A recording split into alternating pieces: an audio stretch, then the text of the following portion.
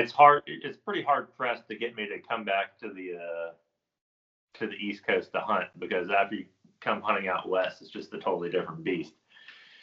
But I grew up using, we were stand hunting and using corn feeders, and that's just what I grew up doing: whitetail, pig, and turkey.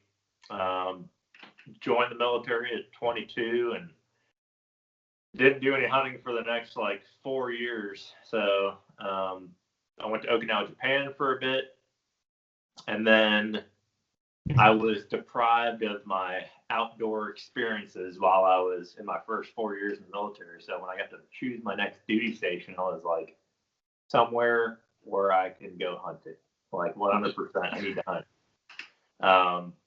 They said Bridgeport, California, and I was like, California? What in the world?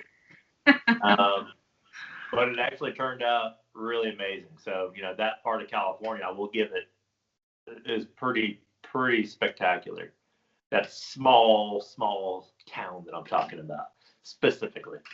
Yeah, so, I spent 4 years in Bridgeport, California, and that's where I instructed the mountain high angle sniper course and mountain survival course for the Marine Corps. Learned a bunch of cool skills there. And it was really just going out on our own time, myself and Jerry Saunders and Keith Parker and some other guys. And when you get a passion for teaching the guys up in the mountains or operating in the mountains in any capacity, you're just up there doing it 24/7. It's never work. So that's when the mountain life came to life for me. It was in 2012. And ever since then, I've kind of been hooked as far as the Sierra Nevadas, the Rockies, the Cascades, and just not getting out of it.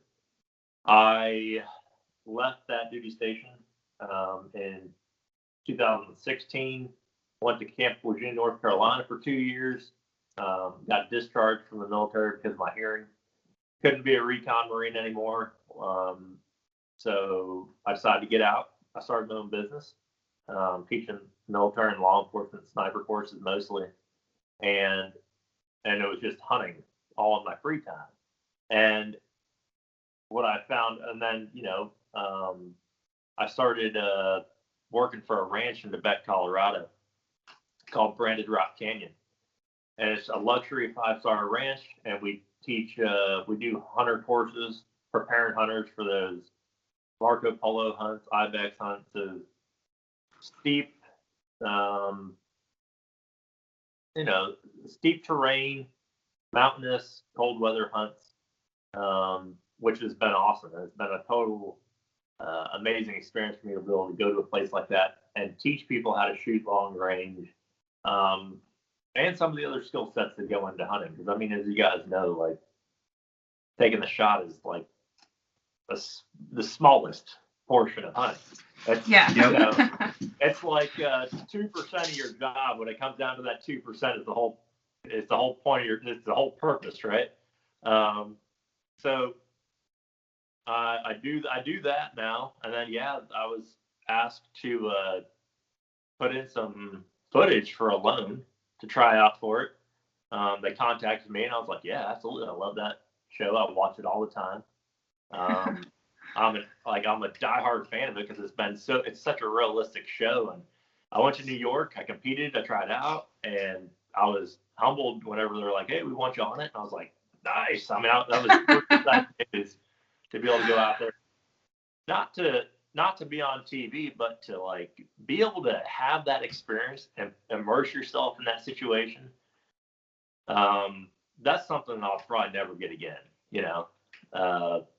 and so the experience that I got from just being out there alone was just absolutely incredible. But then I went out there and did that, and now I'm here. Nice. That's awesome. We didn't even really start watching Alone till, I don't know, a couple months ago. My dad was like, you have to watch this show. And, we're in Alaska. We don't have TV.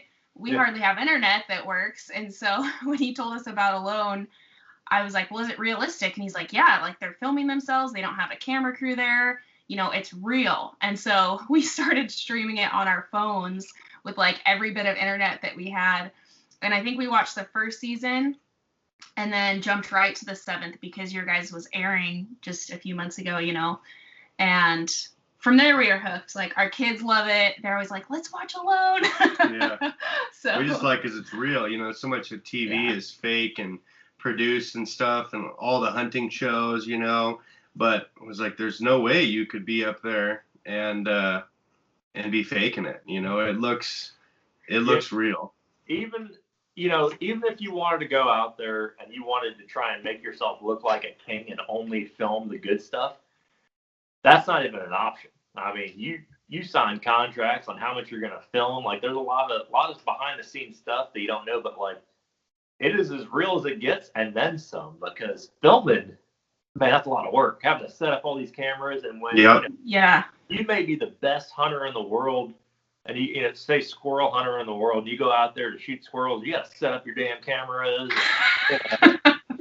Like, oh man, it is pretty intense, but it lived up to its reputation being on the show of how realistic it is, and that was something that I really appreciated about it, because I don't ever want to go on a television series or do anything with something that isn't legit, I guess. Yeah. And so I didn't want to have to reenact anything, and I didn't want to ever have to do any of that. So when I heard of this show, and I realized you're out there by yourself, and if you don't get the footage of something, you just don't get it. And I'm like, all right. And the thing is, if you do want to show people your experience, so if you go out there and you just don't film anything, like they're not seeing anything. So yeah. Can you talk a little bit more? I don't know how much you can talk about the show, but like the behind the scenes stuff, and how much they ask you to film, and like some different portions they don't really portray. No, it's they do ask you to film, and it's not like a mandatory thing. It's in the past, I think you've had people, and you've seen people in some of these seasons where they're just going to be lazy, and they're going to sit in their shelter, and they're going to try and wait it out. You guys know there is no waiting it out 100 days in the Arctic. Like, you're going to starve. So you've got priorities of work you got to get done, and you got a lot of work and a long road ahead of you in order to make it 100 days. And so I think everybody was on track with that. We all knew that this wasn't going to be over. This couldn't possibly be over in 10 days or 20 days or 30 days or 40 days or 50. It was only going to be over after that 99th day. But I mean, the production crew and the whole behind the scenes footage, they're actually really amazing. And one of the things I really respect about them is I still talk to them to this day, and I still have a good means of communication with this production team, because they're just good people. And I think one of the things they appreciate about the show that they're making is it is legit, and they're working with a different type of person. I mean, the Callies and the Kais and the Joels and the Amoses, and all the guys, Joe, and it's just such a good group of people versus, I mean, what is it, like the Kardashians or something? I mean, for any reality TV. Yeah, it's all fake. I had some questions. It'd be hard to film all that, because just getting a hunt captured on film to get everything is tough. And so I can imagine like trying to set a gill net or shoot a squirrel. But what we didn't get is, like, when we go hunting, there's so much stuff you have to bring, and cameras and the battery charge packs and stuff. Like, when you go to sheep hunt, we're not light sheep hunters, so we have to bring all that, and a spotting scope and a long range rifle and all that. Did they give you resupplies of camera batteries and equipment, or how's that work? Oh, yeah. You have more camera batteries, you know what to do with. So when you first get dropped off, you got your case, right? Now that case, you have to take it to wherever you want your location to be. And you get to pick your location within reason, right? There's some safety things in place to make sure you don't die while you're out there, but you've got a pretty big... Thank you for tuning in to our podcast episode. To continue on with this episode, make sure to click the link in the description.